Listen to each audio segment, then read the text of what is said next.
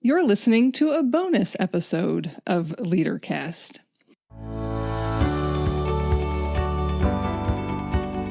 Welcome to LeaderCast, Transforming Missions podcast with Tim Bias and Sarah Thomas, providing you with insights and resources you need to lead a movement of Jesus followers. Today, Tim and I want to have a little conversation about both of our favorite things to watch on television in the summer that, well, actually, if we had our preference, both of us would probably be in the stadium watching it, not just watching on television. After 266 days, the shortest season in Major League Baseball history began last week.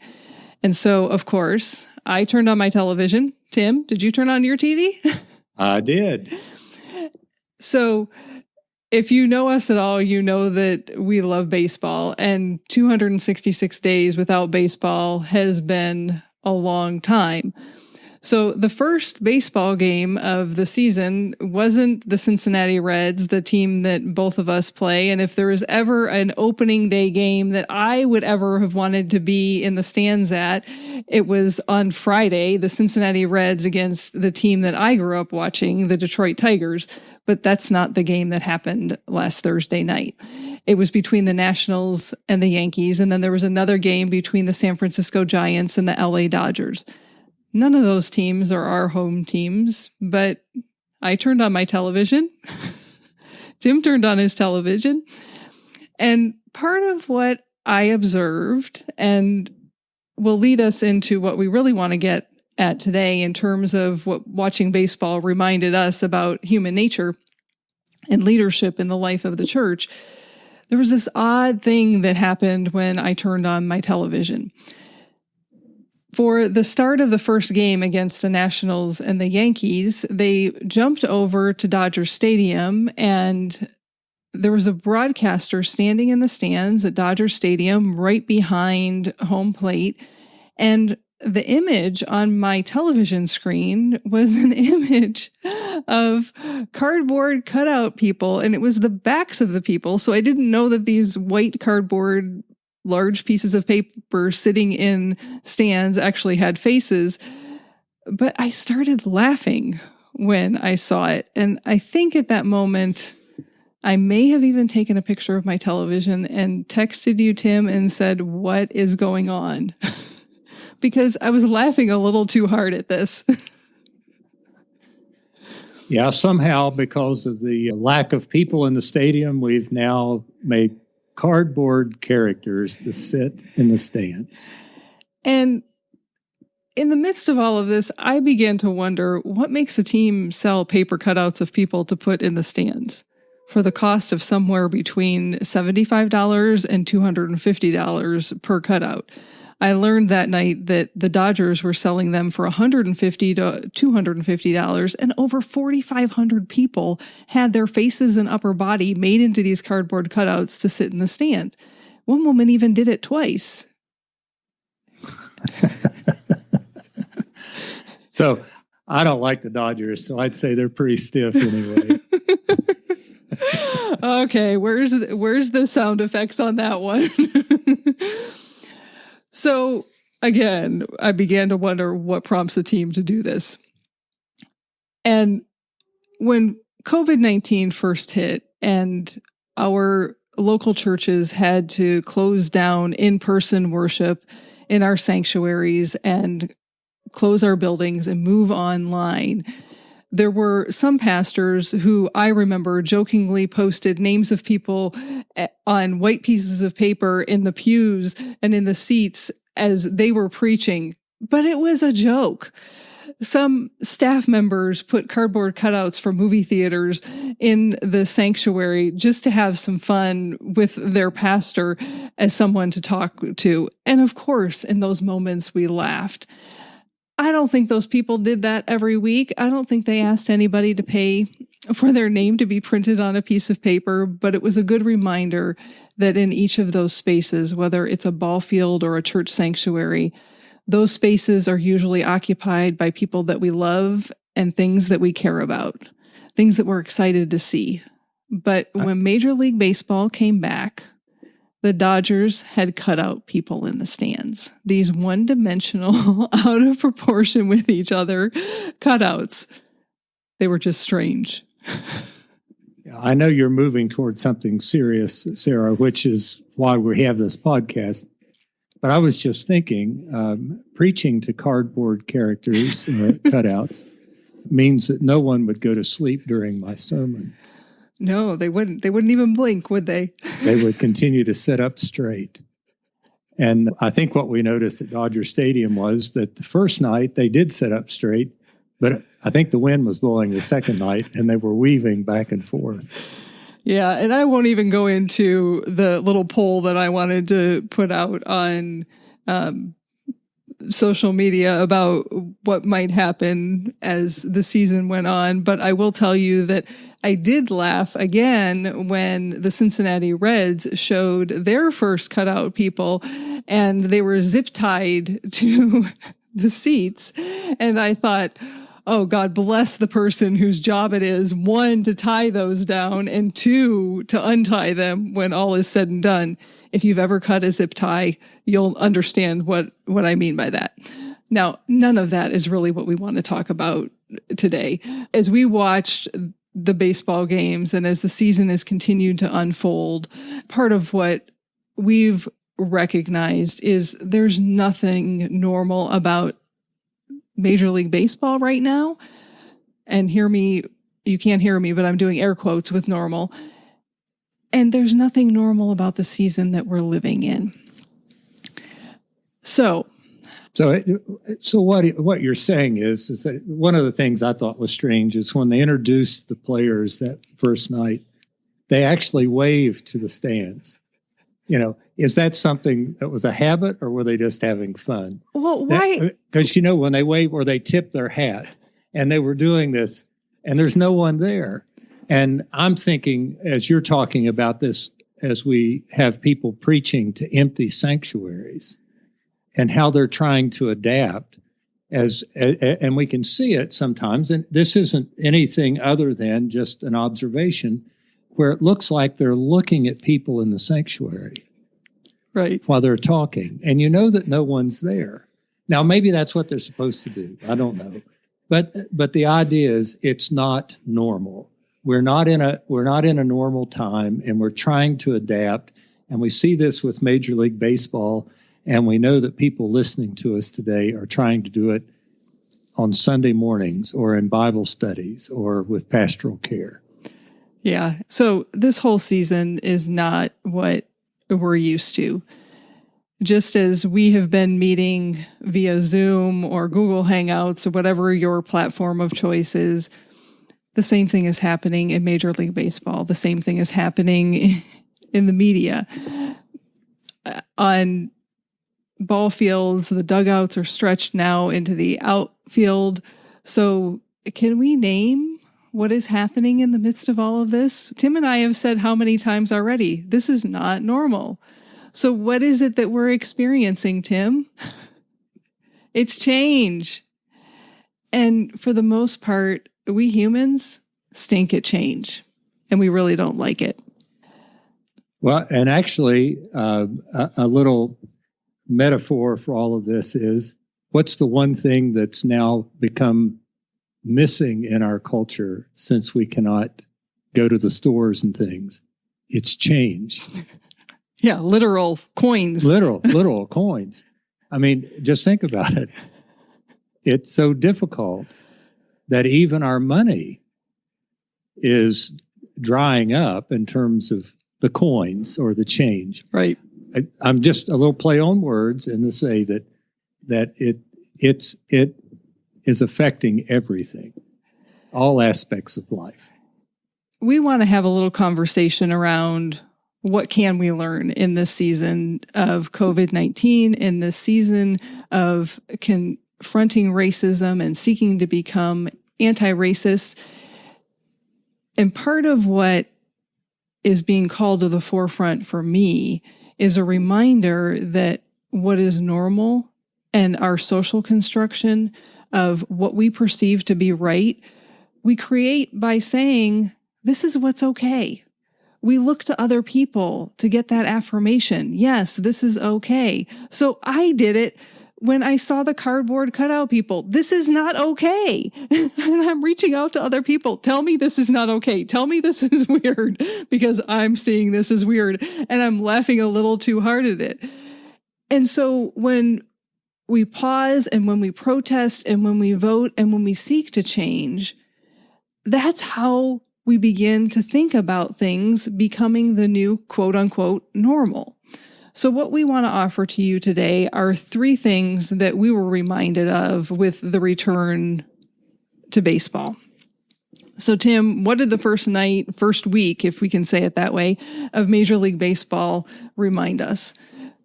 What did those cutout people sitting in the stands at the beginning of baseball say to us? I think what it means is that we as human beings long to belong. We need a place to be related to one another. Yeah.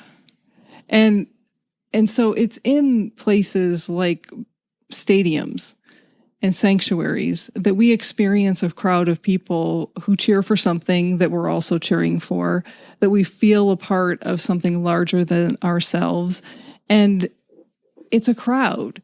Now, in a baseball stadium, we don't know most of the people that are sitting in the stands. We might know the people who are seated to our right and to our left. In a sanctuary, I hope that might be different. Truly more of the norm, that we really do know the people around us. But our point in bringing this up is that in those moments, we feel a part of something bigger than ourselves, because we all long to belong to something. I'm interrupting you, but I think that's part of what I miss, Sarah, is having the interaction, living in the relationship with people face to face. That's part of what, if I were expressing a loss or a longing, it's a longing to be with people who I spend time with, that I appreciate, that I care about. I become more who I am because of that interaction, and I'm missing that. You know, it's kind of artificial to do it with Zoom or Skype. That's better than nothing. Right. But really, what I'm missing is that interaction with people. That's what I'm longing for. I think that's what we're saying, right? Yeah, and I would say, I'm going to jump over to Joseph Meyer's book, The Search to Belong, because he breaks down our belonging into 4 different places that we all need to belong. And the space, like a ballpark or a church sanctuary, is really what he would call public space. And it's that belonging to something bigger than ourselves, that identity that we take on, even though we don't know the people that are around us. We're a part of something that's bigger than we are, and we're reminded of that in those moments. But there's also, to your point, Tim, social, personal, and intimate space. And really, it's right now, the only place that is still safe for us to be is in that intimate space. So it's the people that we live with that we're able to see face to face in safe ways. That personal and social interaction is still only happening in minor ways. And so part of what we're longing for right now, and this longing to belong, it's missing from our lives, and we're not participating in it. So I say all of that to say, if you're feeling that sense of longing to belong, there's a really good reason, because it's not present in the same ways that it has been. And I would go as far as to say the ways that we need to be healthy individuals who are in relationship with other people. Now, hear me. I say all of that knowing right now it's what every single one of us need to do to remain safe and to keep people healthy, and most of all, to protect our frontline workers who are caring for people who are sick. But if we know it and we can identify it, then we can discover ways or adapt to ways to fill the gap. I mean, as you're talking here, what's going to happen, and since we're in Columbus, we'll do it this way. What's going to happen when the mandate comes down that the Buckeyes may play football, but no one's going to be in the stands. Right. And isn't that part of the whole experience? Right. It's that longing. We want to be in the seats. And so the way we talk about it is, I have no relationship with the Reds whatsoever, except I'm a fan. But when I talk about the Reds, I'd say we this and we that. Right. And a lot of us are the same way with the church, though. Even though we attend a little bit, it's my church. Or we'll talk about how the church is changing today with children who don't ever attend. But if you ask them about their church, they'll name your church. Right. Because and so it is a different time. And what does that mean and how do we adapt? This may be, although we feel the longing at this point, because of what we're going through, this may be an opportunity for us to do some evaluating and discovering new ways of relationships. Yeah. You and I didn't talk about that one, but that's part of what I'm thinking of at this moment. And I think the flip side of that one for me, Tim, is to recognize that when people do indicate things like, well, my church or my team, what are they saying in that? And that can mean different things to different people. For some, it's belonging to that public space that we were talking about. For others, it is that intimate relationship. And Right. Those mean different things to different people. And I would say all of those things are okay. But what I think would be dangerous is if in a world, the only place that we ever belonged was in a public space, because then there are no true relationships that are happening. You're just a part of something bigger. But as I think about even turning on the television and watching a baseball game, just like I've experienced participating in worship on Sunday morning online, was it different? Absolutely. But there was still that piece that reminded me, this is the team that I love to watch. I don't really love to watch them when they're not playing well, but I still watch. And the same thing happens in the life of the church when I participate in worship online. Is it different? Absolutely. Do I miss seeing people? Absolutely. But there is still a reminder there of we are the body of Christ. No, we are not together in a church building, but we are coming together to worship. And so maybe this first one of longing is really also a reminder of there's a whole lot of both and going on right now in our world, and to pause and reflect on what is happening and how are you interacting with that. So we'll wrap that one up, unless, Tim, there's something more that you want to say about this one in terms of longing to belong. It might be that sports and our participation in the life of the church are one of the ways that we are reminded that we do belong. I think you said it well. So what's the second thing that we were reminded of? Loss on display. We're experiencing loss. And no, we're not talking about the Reds losing, although they have been doing really well with doing that. What we're talking about is each one of us has been experiencing the loss of what we've called quote unquote normal. And in terms of where we started all of this with watching baseball, as human beings, we have a very difficult time seeing empty seats in a stadium.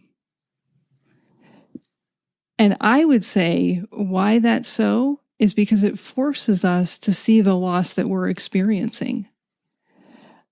I contrast that. I don't know what your experience was, Tim, but the first night that Major League Baseball returned and I was watching the Nationals and Yankees game, and they didn't have any cardboard people in the stands. There were empty seats. It was very apparent that the stadium was empty. There were a whole lot more advertisements, but there were no people. if there was anybody sitting in the stands, it was the grounds crew or players that weren't out on the field. The Nationals and Yankees game reminded me this is really different this year. And then when the Dodgers and the Giants game came on, here are these cardboard people in the stands, and it was like, we're going to try and fake this and pretend that there are people in the stands, even though there really aren't. And even though we can tell that these are not real people, it was as if there was this longing for, we want to make this as normal as we possibly can. Yeah, I think that's the feel that I have, is that the loss is so deep, we're trying to cover it in some way. And those cardboard figures in the stadium, and we can say that it's a way to recoup money. It's actually a way, again, because of the loss, that we're trying to relate again and make it as normal as possible. You can put cardboard people in the stands. You can't put cardboard players on the field. So that's part of what's going on. That wouldn't work really well. And so I guess for me, that was a marker that this season is a season that will forever impact all of us. And hear me, I'm using baseball as an illustration, but we've all been experiencing this for months. It's not just a part of Major League Baseball. The pandemics that we're in the midst of right now, and I'm speaking of COVID-19 and of racism, part of what it's saying to me is there's a marker in this season that forever impacts all of us.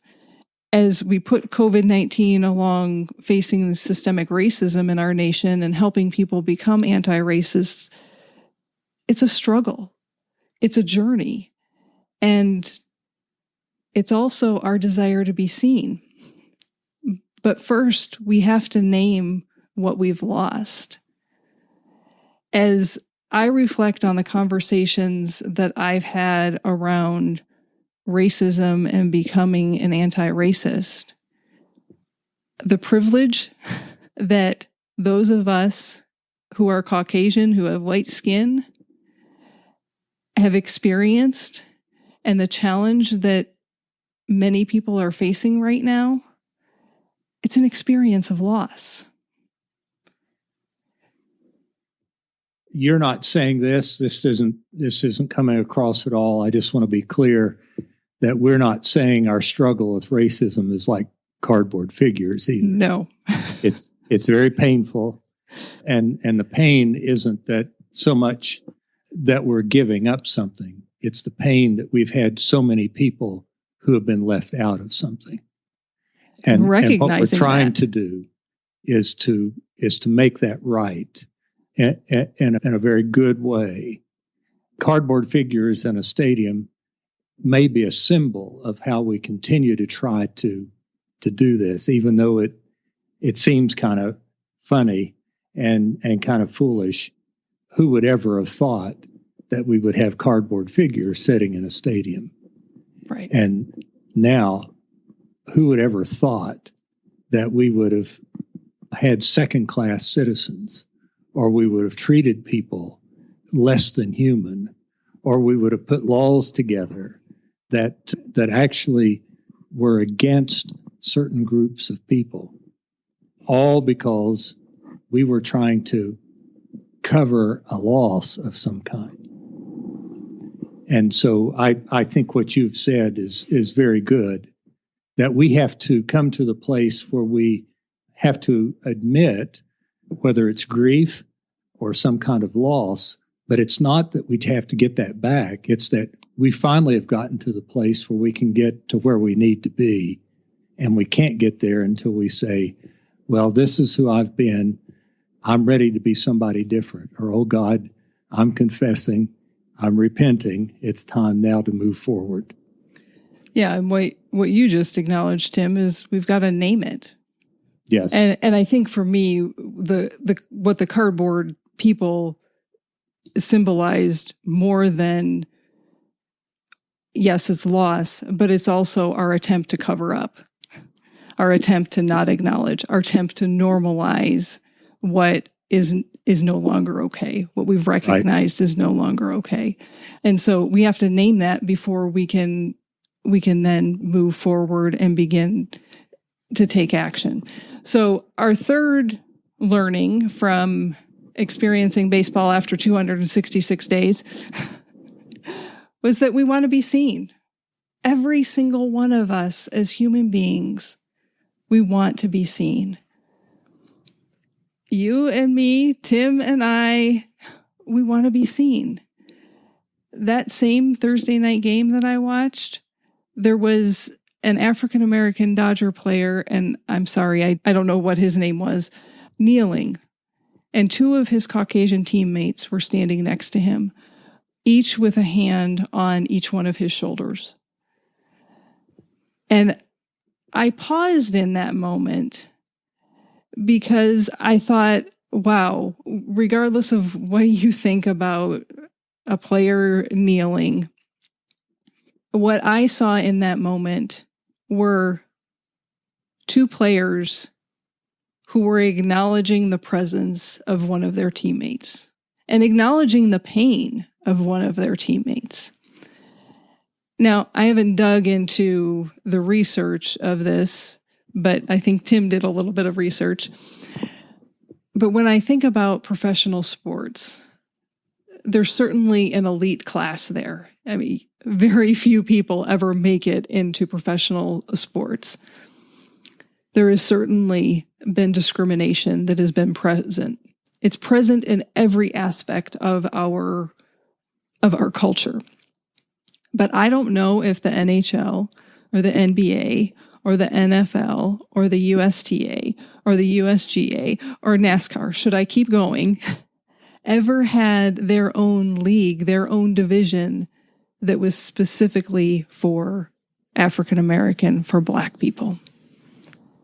Baseball's very history has been one of segregation. Yeah, Sarah, being a baseball fan, some of the greatest baseball players never played in the major leagues. They played in what was called the old Negro leagues.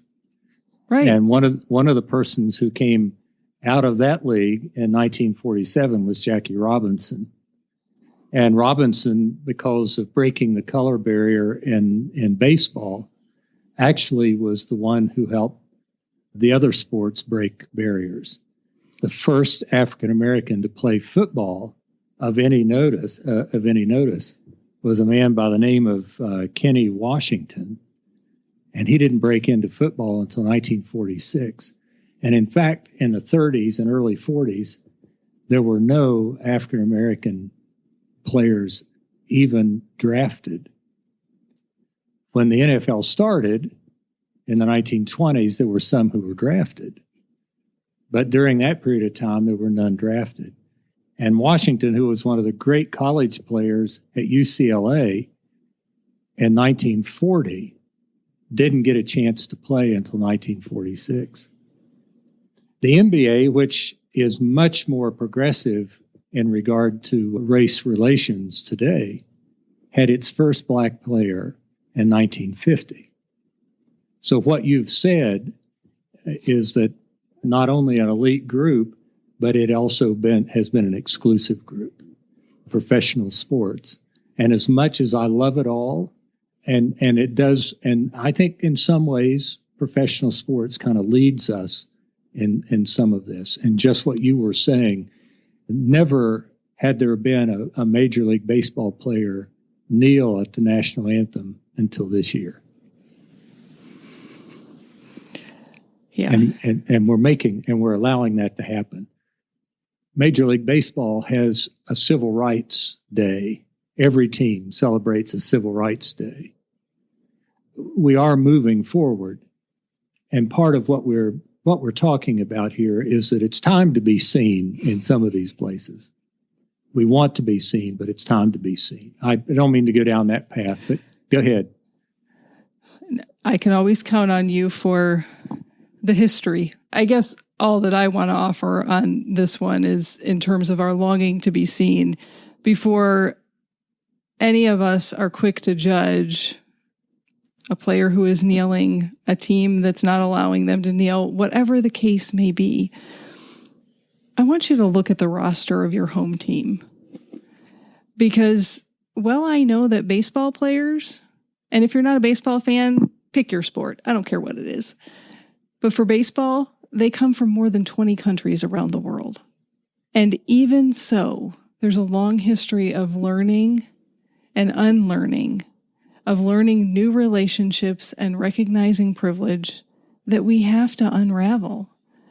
And in the depths of every human being, our desire to be seen, to be included, and yes, I'm including you who's listening to this right now, you want to be seen.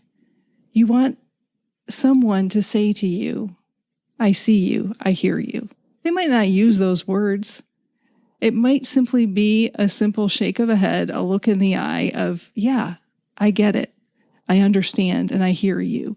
It might be, Tim, what do you have to say about that? And someone inviting you to participate where you haven't been invited before. So no matter how much money is in our bank account or how big the house or whether we have a house to live in is, we all long to belong. We long to be seen. So may I add something else to that? Sure. It's so much a part, the desire to be seen, which is also good. It's not a bad thing, but it drives everything that we do as well. Television sitcoms, the sitcom Cheers, during its greatest time, what was the name? What was the words in its theme song? Where everybody knows your name. Where everybody knows your name, because you want to be, you want to belong, you want to be recognized, and it's not necessarily passing recognition, but it's to be a part of what's being recognized. Yeah. And so when I do that, I even go to the place of, if I may, and is to go to the place of the church. We've allowed our local congregations to become places where we only are open to people who are like us and look like us and talk like us. I don't know that we intended to do that, but it's so interwoven into us that to accept somebody different, we go back to, well, that means we may have to change. Yep. And we don't think of it as becoming who God has created us to be, because that change or that transformation may be the very thing we need to become all that God's created us to be. Yeah. So that's part of what I think about when we talk about wanting to be seen. You know, we can also talk about inclusion, but I think we get lost with inclusion because we've made that more institutional now, and that becomes superficial. Well, that's going to take us down a whole different and I didn't intend to do that. It's just conversation. That's just what I think. I think being seen is, to go back to Joseph Myers and his book, The Search to Belong. It's those intimate and personal relationships that we have with individuals where someone else says to us, I see you, I hear you, I love you for who you are. And the reality of that is there's only going to be a small number of people who fall into those categories. The inclusion, we've tried to do it on the public and social space. And I would say we haven't done it well. Okay, let's wrap this up. So as we wrap this episode up, let us remind you, what did we learn from tuning into Major League Baseball? It's quite simply this. There are longings. There are losses. And there's a desire for each one of us to be seen. Our hope is that we may learn to name our longings, name our losses, and see one another as God's kids. Now, Tim, what's left to say? Well, let's play ball. Let the game begin. Oh, he's not going to take my line for this week. Go lead a movement of Jesus followers. Bye for now.